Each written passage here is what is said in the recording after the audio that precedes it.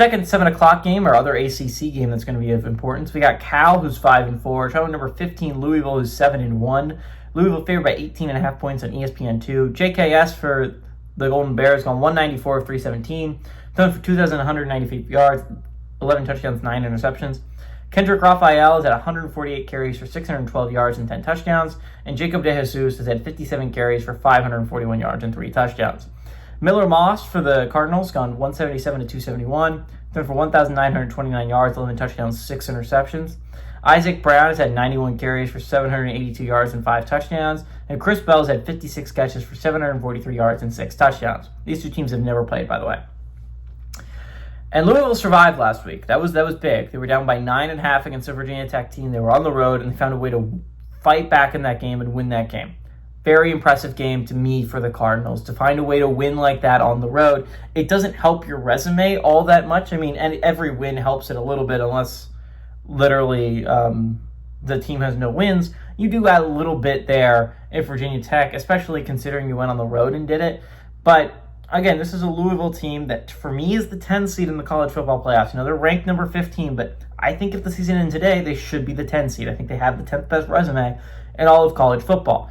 Loss to Virginia doesn't drag them down that much. You would have liked to see Miami win if you're Louisville, because you would like to see that win stay as strong as humanly possible. I still think that Miami win ages favorably, and Louisville has a pretty solid win over Pitt as well. We're going to see how the Pitt win ages. But I think Louisville has some solid wins there. They got Cal coming to town here. Well, Cal's not the chance to pick up the greatest win of all time, but it is a solid chance to pick up a solid win. Best case scenario, if Louisville wins this game, is Cal finishes at 7-5, and you get credit for 7 wins against the Golden Bears.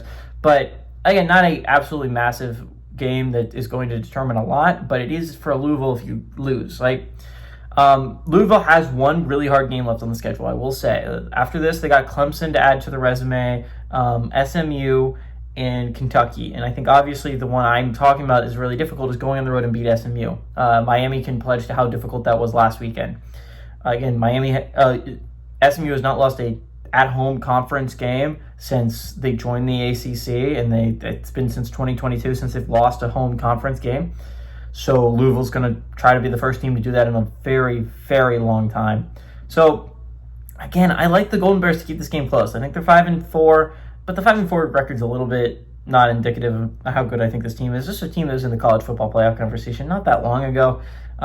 Yes, they have a road loss to Virginia Tech, but that game went to double overtime. They competed with Virginia last week, and they've had some rough weeks. I think they continue to have a little bit of a rough stretch because I like Louisville to win this game. I like them to survive, but 18.5 is too many points to be laying on the Cards. I like the Cards. I think this is a team that should be in the college football playoffs. I think this is a team that ends up in the college football playoffs. But I like the Golden Bears to keep this one a little bit tighter. I like the Golden Bears to go on the road, and I like them to cover that 18.5 point spread, but I like Louisville to win this one outright.